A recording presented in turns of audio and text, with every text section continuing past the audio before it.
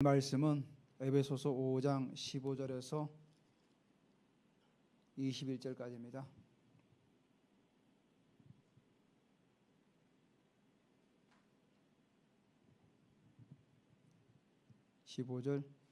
그런즉 너희가 어떻게 행할지를 자세히 주의하여 지혜 없는 자같이 하지 말고 오직 지혜 있는 자같이 하여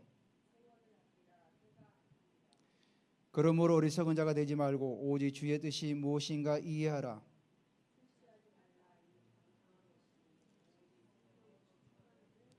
시와 찬송과 신령한 노래들로 서로 화답하며 너희 마음으로 주께 노래하며 찬송하며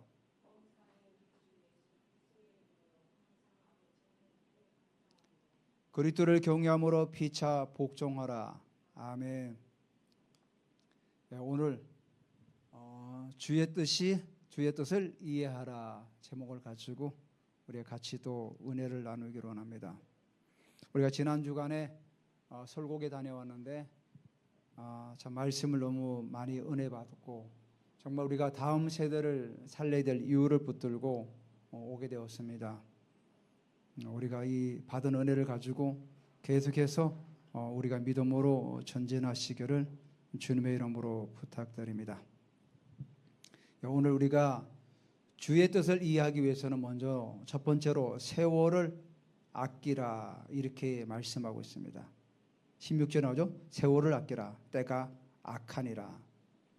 15절에 보면은 뭐라고 말씀하고 있냐면 그런즉 너희가 어떻게 행할지를 자세히 주의하여 지혜 없는 자 같지 말고 오직 지혜 있는 자 같이 하여 지혜 있는 자처럼 살아가라는 거죠. 성경에서 잠언서 1장 7절에 보면은 여호와를 경외하는 것이 지식의 근본이라 그랬어요. 그러니까 우리가 지혜롭게 살아가는 게 뭡니까?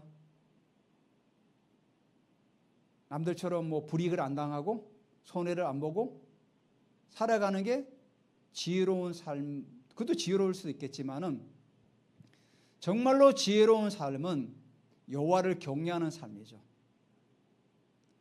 솔로몬이 지혜를 받을 때 그가 했던 행동이 뭐였습니까? 1000번제를 드렸어요. 제사를 계속 드린 거예요. 1000번의 제사를 드린 거예요. 그게 며칠 되는지는 모르겠어요, 정확히. 1000번의 제사를 계속 드린 거예요. 그리고 자는데 꿈에 나타났죠. 하나님께서 내가 너에게 뭘 주기로 하냐. 그때 지혜를 주십시오. 그러니까 그러고 보면 지혜랑 예배랑은 연결되어 있는 거예요. 그러니까 성경에 잠언 1장 7절에 여호와를 경외하는 것이 지식의 근본이라잖아요. 이 땅을 살아가면서 모든 사람들이 가지고 있는 지식과 있는 것들이 여호와를 경외하는 것이 가장 근본되는 지식이라는 거예요. 그러니까 지혜로운 자는 예배의 삶을 살아가는 거죠. 예배가 중요하고 예배를 통해 주시는 은혜가 있기 때문에 예배를 너무나도 중요하게 여기는 거죠. 그래서 정말로 지혜로운 자는 예배하는 삶을 살아가는 자다. 왜냐? 그 예배를 통해서 하나님께서 내게 말씀하시고 또 예배를 통해서 내가 앞으로 나아갈 방향을 하나님께서 주시기 때문에 바로 지혜로운 자가 예배하는 자의 삶을 살아가는 것이다. 그러면서 우리가 첫 번째로 세월을 아끼라는데 여러분 16절에 나오죠. 세월을 아끼라 때가 악하다. 아낀다는 그 의미가 내가 시간을 이렇게 절약해서 그런 의미보다는 물론 제가 이렇게 책을 찾아보니까 러시아의 어떤 과학자는 잠을 7시간 자고 1분 1초도 헛되이 쓰지 않았대요. 그러니까 논문을 쓰고 책을 쓰고 이런 식으로 해가지고 정말 시간을 위해 살았던 사람이라고 많은 사람들에게. 근데 그 사람이 무신론자예요. 성경에서 말하는 세월을 아끼라 이거는 시간을 막 절약해서 살아가라는 그런 의미가 아니에요. 세월이 카이로스예요. 카이로스.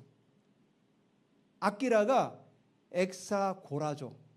이거는 뭐 속량하다. 어떤 사람을 노예를 돈 주고 속량하는 거 있잖아요. 그런 의미를 가지고 건져내다. 제가 그러죠. 널 건져내다. 그런 의미를 가지고 있는 거예요. 그럼 성경에서 말하는 세월을 아끼라 의미는 카이로스 시간을 건져내라는 거예요. 시간을 촘촘하게 막 정리해가지고 아껴 쓰라는 그런 의미보다는 카이로스 시간을 건져내라는 거야. 자, 우리가 삶의 모든 시간 속에 모든 시간에 다 카이로스 시간입니까? 그렇지가 않아요. 시간의 개념 두 개라 그랬죠. 육신적으로 살아가는 모든 시간을 우리는 뭐라고 하죠? 크로노스라고 그래요. 카이로스는 세월을 아끼라 그 시간대를 말하는 거예요.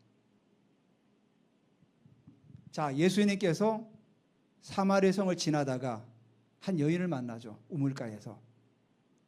그 여인에게 물을 달라고 하니까 그 여인이 이렇게 말합니다. 아니, 유대인이면서 왜 나에게 물을 달라고 하십니까? 그러니까 예수님께서 뭐라고 하십니까? 내게 물을 달라 네가 알았으면은 그렇게 대답하지 않았다는 거죠. 그러면서 이 물을 마시는 자는 다시 목마르지만 내가 주는 물을 마시는 자는 영원히 목마르지 않다고 그래요. 그러니까 그 여인이 이 정오에, 육시니까 정오에 이 땡볕에 물 떠오지 않게 내게도 그 물을 달라 하는 거예요. 그러면서 예수님께서 내 남편을 데려오라 그래. 그러니까 이 여인은 남편이 없습니다. 내가 남편이 5 있었지만 지금 있는 남편도 내 남편이 아니다. 그러니까 이 여인은 당신은 선지자로서이다. 그러면서 예수님 말씀을 듣고 물덩이 다 던져놓고 동네로 들어가요. 그리고는 내가 그리스도를 만났다. 메시아를 만났다고. 자, 이 여인의 시간은 예수님을 만나기 전에는 크로노스의 시간이었어요. 그 세월을 아끼는 시간이 아니었어요. 예수님 만난 이후부터의 삶이 카이로스 시간이었던 거예요. 시간을 아낀 거예요. 자기 수많은 시간 가운데서 시간을 이제 건져낸 거예요. 아, 내가 하나님 앞에서 의미 있는 시간을 살아가는 게 바로 카이로스 시간, 세월을 아끼는 거예요. 우리가 살아가면서 많은 시간들이 있지 않습니까? 24시간 중에서 내가 정말로 하나님 앞에서 의미 있게 시간을 내어서 살아가는 그 시간이 바로 카이로스 시간, 엑사고라죠. 시간을 건져내는 거예요. 스데반 집사가 돌에 맞아 죽어가면서 그가 뭐라 그랬습니까? 공회에서 이스라엘의 역사를 쫙 설명했죠. 그러면서 그 역사 가운데 역사하신 하나님을 소개하고 마지막에 예수 그리스도를 소개했어요. 그 시간이 바로 엑사고라조예요. 의미 있는 시간. 이건 세상의 역사에서도 그래요. 세상의 역사를 기록할 때 히스토리아와 게시테가 의미를 말하는 거예요. 의미. 히스토리아는 그냥 밥 먹고 자고 이런 시간들을 말하는 거예요. 역사는 의미와 시간 다 가져야 역사가 되는 거예요. 여러분, 제가 그냥 밥 먹는 거 하고 대통령이 누구랑 정상이랑 식사하는 시간이랑 똑같습니까? 그렇지가 않아요. 바울이 예수를 만나기 전에 그 모든 시간들은 바로 크로노스의 시간이었죠. 그 세월을 아끼는 시간이 아니었어요. 예수를 만난 이후의 모든 시간들은 바로 뭐죠? 엑사고라죠. 세월을 아끼는 시간이었다는 거예요. 세월을 아끼라는 그 의미는 정말 우리 삶 가운데 주님 앞에서 의미 있는 인생을 살아가는 거예요. 가장 의미 있는 시간이 결국 뭡니까? 내가 하나님 앞에서 쓰는 시간들, 예배하는 시간들, 기도하는 시간들, 그리고 내가 일터에서 하나님 앞에서 열심히 살아가는 시간들, 가정주부가 가정에서 아이를 돌보고 말씀으로 가정을 세워나가는 그 모든 시간들이 바로 세월을 아끼는 시간들이에요. 우리가 주의 뜻을 이해하기 위해서는 먼저 세월을 아끼는 삶을 살아가야 되잖아요. 아, 정말로 하나님께도 원하는 시간이 뭔가를. 그래서 단순히 시간을 아껴 쓰는 것이 아니라 이 땅에서 하나님께 나를 위해서, 주를 위해서 정말로 의미 있게 살아가는 그 모든 시간들이 결국은 엑사고라죠. 건져 올리는 삶을 살아가는 거예요.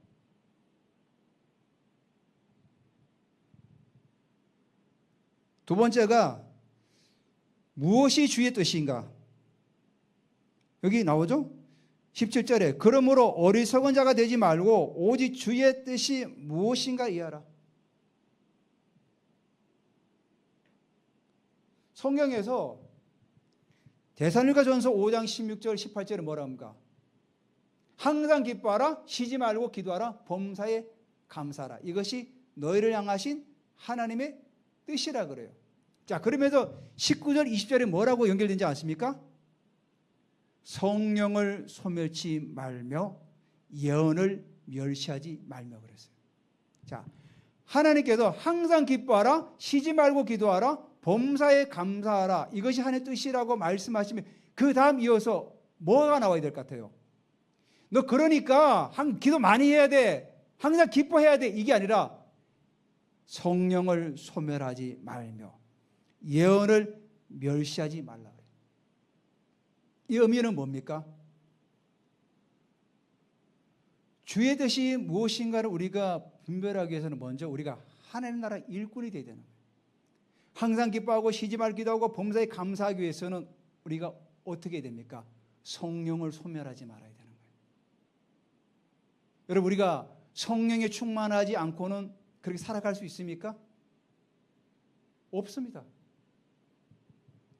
사도 바울이 그 수많은 매를 맞으면서 도적의 위험, 강의 위험, 산의 위험, 바다의 위험, 그 모든 위협을 이어나가면서 그렇게 복음을 전할 수 있었던 원동력이 뭡니까?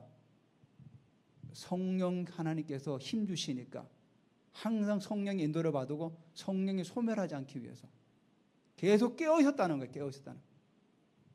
그러니까 바로 이어서 성령을 소멸하지 말라는 거예요. 우리 인간적으로 항상 기뻐하고 쉬지 말고 기도하고 범사에 감사할 수 있습니까? 우리 인간의 힘으로는 도저히 불가능한 거예요. 그거는 할 수가 없습니다. 그렇게 살아갈 수가 없어요. 여러분, 순교자들이 맨정신으로 순교할 수 있습니까? 순교할 수 없습니다. 요한 사도 같은 경우는 펄펄펄 끓는 물에다가 집어넣는데 다시 살아난 거예요. 그래서 유배를 보낸 거예요. 성령이 충만하니까 불 가운데 지나갈지라도 강이 너를 엄몰하지 못하고 불이 너를 사르지 못하는 거예요. 사드락 아세 아벳노고가 어떻게 했습니까?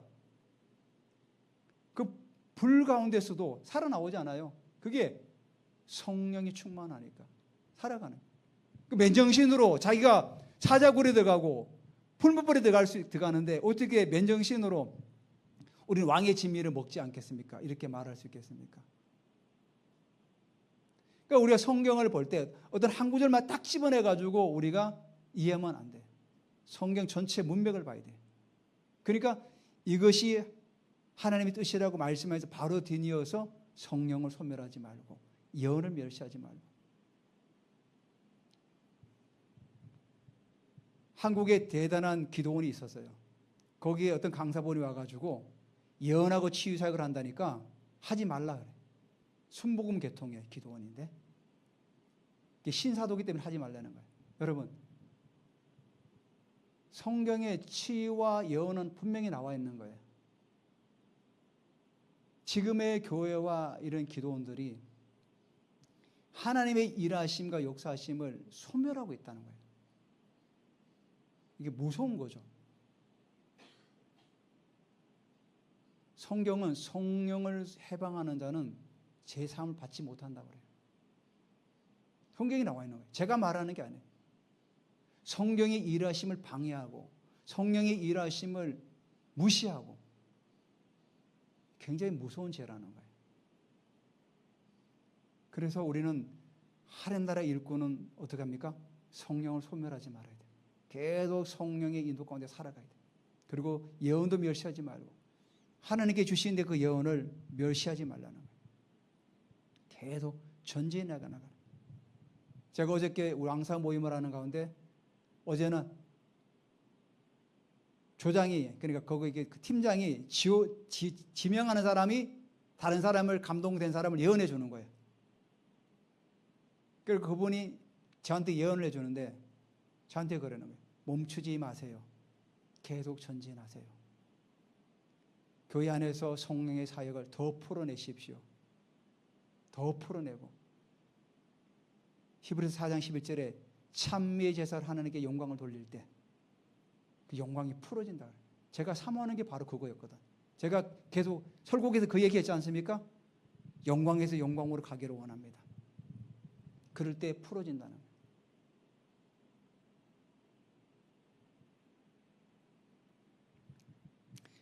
우리는 하나님 나라의 일꾼이 되어야 돼요. 하나님 나라의 일꾼이 되기 위해서는 성령을 소멸하지 말고 예언을 멸시하지 말고 계속해서 우리 안에서 이런 사역들이 일어날 수 있도록 계속 훈련하고 그 앞으로 계속 전진하고 멈추지 말고 달려가야 되는 거예요. 두 번째 주의 뜻이 무엇인가? 믿음의 유업을 물려주라는 거예요. 믿음의 유업. 여러분 아브라함, 이삭, 야곱은 그 믿음의 유산을 계속 물려줬잖아요. 그래서 야곱에게서 12지파가 나와서 나라가 만들어지지 않았습니까? 저도 70년대, 80년대 신앙생활을 했어요. 주일학교를 다니고. 그때는 성경책을 들고 가는 게 주일마다 성경책 들고 가고 주일마다 문을 닫았어요. 상가 문을 닫았어요. 한국에 엄청난 부흥의 역사가 일어났던 때죠. 70년대, 80년대. 근데 그 부흥이 지금 어떻게 됐습니까? 자녀들은 교회를 나오지 않고 많은 이들이 하나님을 떠나서 세상에서 살아가고. 제가 이게 왜 이런가를 한번 곰곰이 생각하고 묵상을 했어요. 사람들이 그때는 번영신학이라는 게 우리나라에 들어왔어요. 번영신학. 교회 가면 잘 되고 부자 되고 가난을 떨쳐버린다고. 물론 우리가 교회에서 성실함을 가르치고 부지런함을 가르치니까 일리는 있는 말 같아요. 하지만 번영신학의 명점이 뭡니까? 열심히 공부해서 성공해라. 열심히 돈을 벌어서 성공해라 그러죠. 그래서 고3이 되면 어떻게 합니까? 교회를 나오지 않아요. 학원을 가고. 시험칠 되면은 애들이 교회를 안 나와. 다 학원을 가고 막 공부하고. 자, 그 아이들이 열심히 공부해가지고 대학을 다 들어갔어요. 어떻게 됐습니까?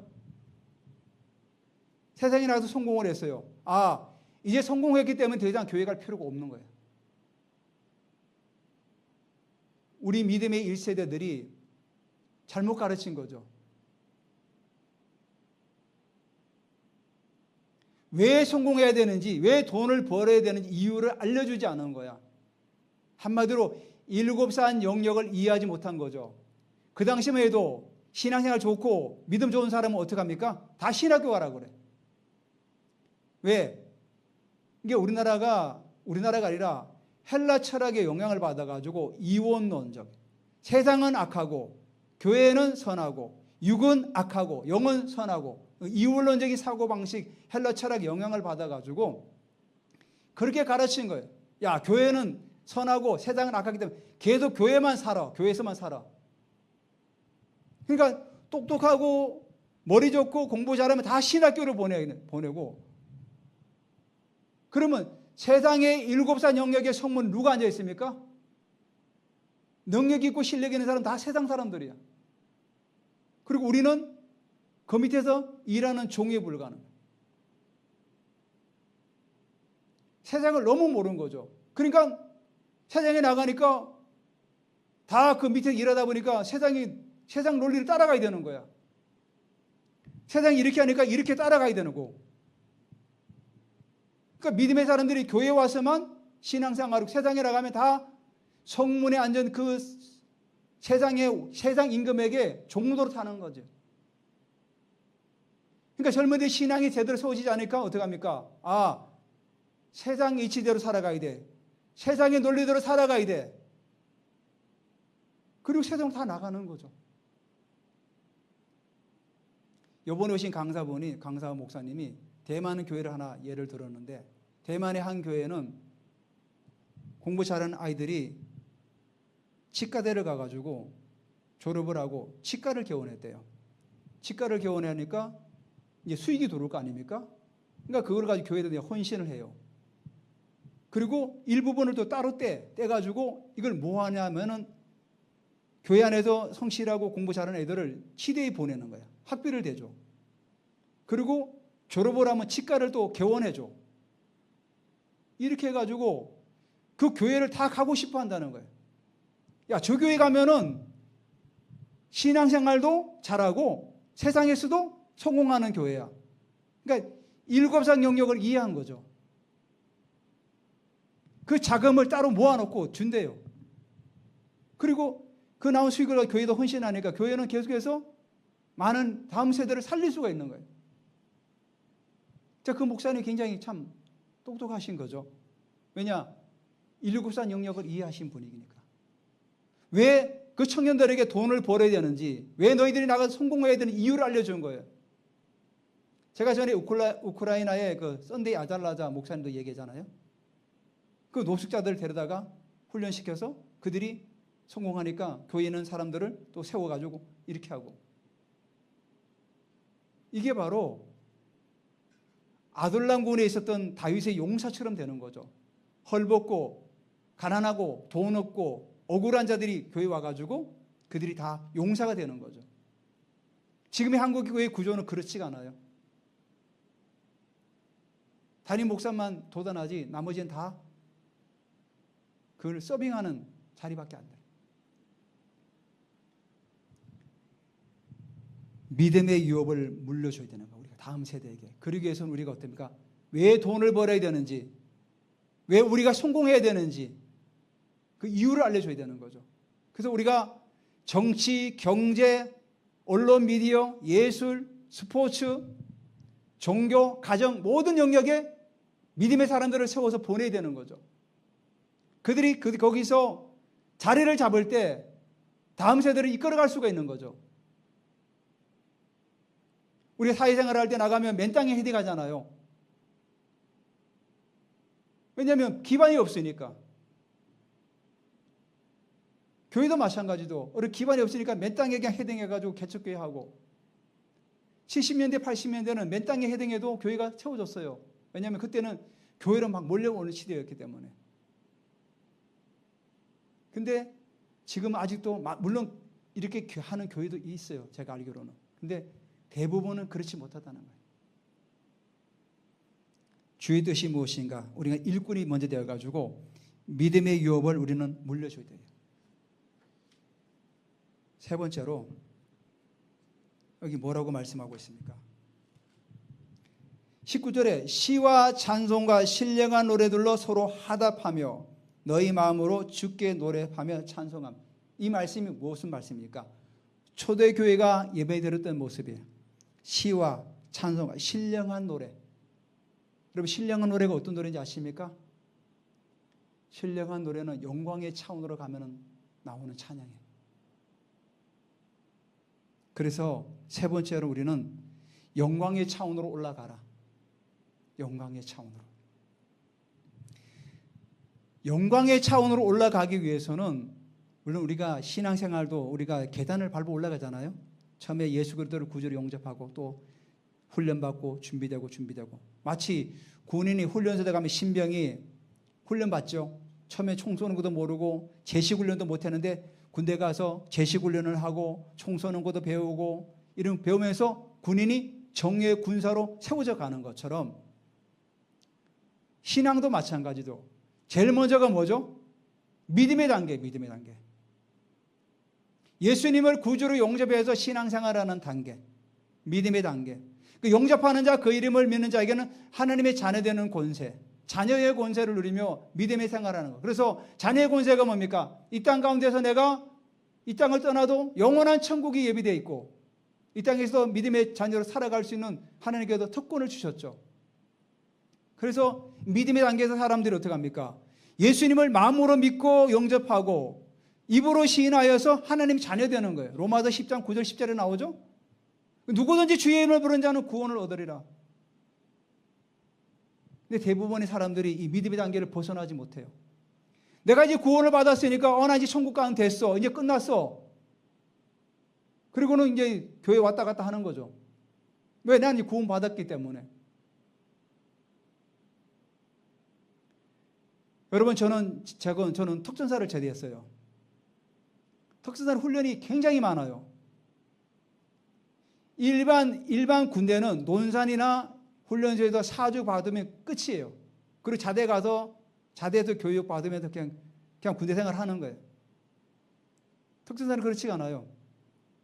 논산도 6주를 받고 또 특정 교육단에 가서 또 훈련을 또 받아요. 그쪽 분야, 특수전 분야에. 그리고 또 공수교육도 받아요. 그리고 2년 지나면 또 보수교육을 또 시켜요. 계속 훈련을 시켜요. 계속 훈련. 그래서 한 사람의 특전 요원을 만들기 위해서는 끊임없이 교육을 시켜요. 저는 교육만 거의 1년을 받았어요. 1년. 신앙생활도 마찬가지입니다. 많은 사람들이 믿음의 단계에서 더 이상 진전하지 않아. 나아가지를 않는 거예요. 여기가 좋사오니 베드로가 어떻게 했습니까? 변화산에서 엘리야 모세를 보더니 주님, 여기에 좋으니 여기 그냥 움막을 짓고 여기 그냥 삽시다. 이게 바로 뭡니까? 믿음의 차원이에요. 더 이상 올라가려고 하지 않아. 그러니까 신앙이 항상 거기서 거기에 왔다 갔다. 그러다가 종교 생활로 빠지는 거죠. 매너리즘이 빠지면 종교로. 왜 종교 생활에 빠지지 아십니까? 더 이상 올라갈 데가 없으니까. 내가 여기가 다 끝이라고 생각하니까. 히브리서 6장 1절 2절에 그러므로 우리가 그리스도의 도의 초벌을 버리고 죽은 행세를 회개함과 하나님께 대한 신앙과 세례들과 안수와 죽은 자의 부활과 영원한 심판에 대한 교훈의 틀을 다시 닦지 말고 완전한 대로 나아갈지니라. 나아가라는 거예요. 앞으로 계속. 히브리서 기자가 그리스도의 초벌을 버리고 완전한 대로 나아가라고 우리에게 말씀하고 있는 거예요. 근데 계속해서 그 초보에 머물러 있는 거예요. 여러분, 물이 고이면 썩게 돼 있어요. 한 곳에 계속 머물면은 혼탁해지고 썩어지는 거예요. 갈릴리 바다에서 물을 받아가지고 이 바다가 어디로 갑니까? 물이 요단강을 거쳐서 사이로 들어가죠. 그 사이가 사자가 뭡니까? 죽을 사자예요. 그 바다를 죽은 바다라고 그래요. 죽은 바다. 왜? 물이 고여 있으니까. 신앙은 고여 있을 때 결국은 위험하다는 거예요. 내 신앙이 지금 고여 있는가? 위험한 거예요, 이건. 그리고 결국은 위험하다는 건 내가 지금 죽어가고 있다는 거예요. 나도 모르게. 영적으로 죽어가고 있다는 거예요. 여러분, 똥인지 된장인지 먹어봐야 합니까? 보고도 알아야지.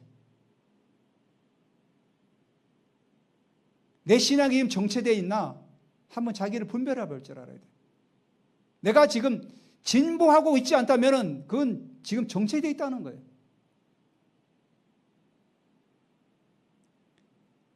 베드로가 예수님 모든 제자들이 이 믿음의 단계에서 벗어나지 못했잖아요. 예수님은 표적도 보여주고 기적도 보여주고 500여를 가지고 막 4,000명 또 7,000명도 먹였잖아요. 5,000명도 먹였잖아요. 근데도 여전히 믿음의 초보를 버리지 못했어요. 그러다가 계기가 왔죠. 기름 부으심의 단계. 오순절 마가다락방에 성령이 임할 때 그들은 어떻게 했습니까? 그 믿음의 단계를 벗어서 올라가기 시작하죠. 그 쫄보였던 베드로가 예수님을 3번이나 부인했던 베드로가 4,000명 모이는 사람들 앞에서 막 복음을 선포하죠. 너희들이 예수를 십자가에 못 박아 죽였다. 회개하라. 우리가 어찌할꼬? 막 그러잖아. 사람들이 너희가 회개에 합당한 해라. 그럼 하나님께 선물을 주실 거다. 완전히 예루살렘이 뒤집어진 거죠. 예수님 그 계집종 앞에서 예수님을 부인하던 그 베드로가 4,000명 앞에서 예수님을 선포한 거예요. 기름 부으심의 단계가 있었던 거죠. 기름 부으심의 단계가 바로 성령 세례죠. 성령 세례를 받지 않고도 교회 다니는 사람들이 많죠. 우린 나아가야 되는. 성령 세례, 기름 부으심이 단계가 그때부터 은사가 이제 나타나죠. 방언이 나오고 예언이 나오고 치유가 나타나고 주님의 임재가 느껴지죠.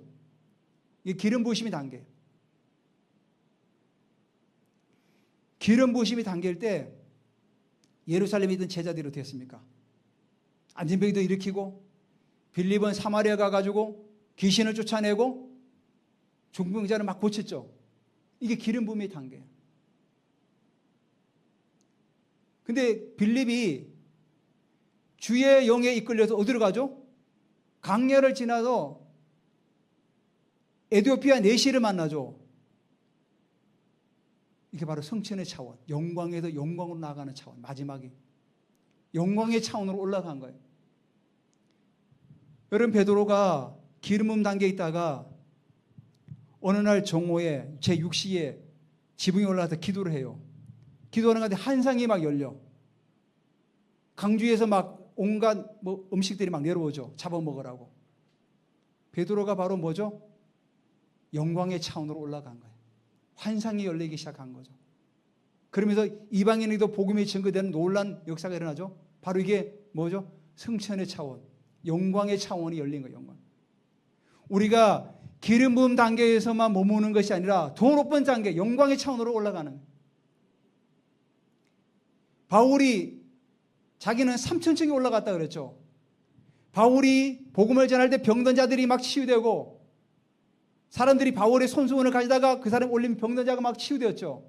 기름 부음의 단계였던 거죠. 근데 바울이 어떻게 했습니까? 더 높은 차원으로 올라가는 거죠.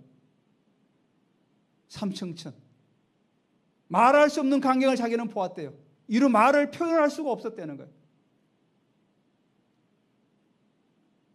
그런 차원이 있다는 거예요. 근데 그 차원이 성경에 나와 있는 사람들만 올라가는 게 아니에요. 제가 이번에 설국에서 어떤 한 자매를 만났는데 우리 한주 예생에게 예언도 해줬는데 이분의 삶이 거의 뭐죠? 예언적인 삶을 살아가고 있는 거예요. 하나님께서 순간순간 이게 필름으로 보여주신대. 카트. 자기 미래를 보여주신대요.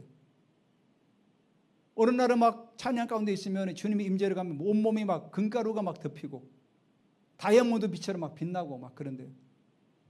영광의 차원으로 올라가는 영광의 차원으로. 믿음의 단계가 아니라 기름 부음 단계도 아니고 영광의 차원이 있다는 거예요. 그래서 고린도후서 3장 18절에 바울이 이렇게 얘기하죠. 우리가 다 수건을 벗은 얼굴로 거울을 보는 것 같이 주의 영광을 보매 그와 같은 형상으로 변하여 영광에서 영광에 이르니 곧 주의 영으로 말미암느니라. 바울은 자기가 경험했기 때문에 그 영광의 차원을 아는 거예요.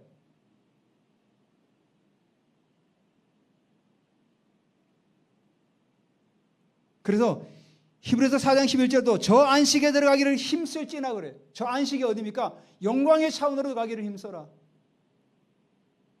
저도 이번에 도전을 받았어요. 기름 부음 단계에서 지나서 영광의 차원으로 들어가야 되겠다. 이번에 이제 결혼하는 부분에도 하나님께서 들었잖아요. 어떤 목사님이 그렇게 친하지 않는 목사님이 예언을 해줬는데 벚꽃이 필 때 어떤 한 남자를 데리고 오더라. 그래서 뭐 그런가 보다.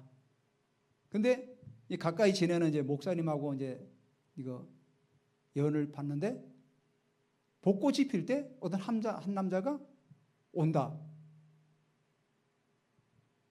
생판 모르는 사람이에요. 그분하고는. 똑같이 예언해 준 거예요. 그래서 이분이 그랬대요. 자기 귀에 지금 어떤 노래가 들리는데 물었대요. 혹시 이 노래를 아냐고. 여러분, 세상에 수많은 노래가 곡이 있잖아요. 자기 귀에 맴도는 그 노래를 어떻게 압니까? 근데 하나님께서 정확하게 상대방에게 그 노래 제목을 알려주셨어요. 이건 우리가 인간의 어떤 지식으로 이해할 수 없는 부분이죠. 영광의 차원이 있으니까 되어지는 거예요. 영광의 차원. 그러니까 이분은 완전히 예언적인 삶을 살아가고 있는 거죠. 하나님께서 순간순간 다 알려주시는 거예요. 때가 돼서 위험하면 저한테 언제 막 이런 얘기도 했었어요. 자기 주식을 투자하는데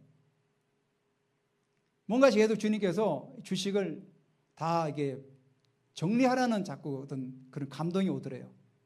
이게 한참 올라가고 있었는데, 그래서 주님의 음성이라 생각하고 주식을 다 가족들이 얘기했대요. 그 주식 다 빨리 매도하라고. 그 매도하자 며칠 있다 그 주식이 폭락했대요. 그러니까 우리가 예언적인 삶을 살아갈 때 하나님께 이렇게 우리에게 말씀하시는, 우리가 어떤 위험에 처하거나 어떤 그런 어려움이 있을 때 하나님은 우리에게 계속해서 사인을 보내고 말씀하시는 거죠. 정말 이런 예언적인 삶을 살고 싶지 않아요? 우리가 믿음의 단계를 벗어나서 지금 기름 부음 단계를 가고 있잖아요. 이 기름 부음 단계에서 더 높은 단계가 있다는 거예요. 더 높은 차원, 바로 승천의 차원, 영광의 차원이 있다는 거예요. 근데 믿음의 선진들은 그걸 경험을 했던 거예요.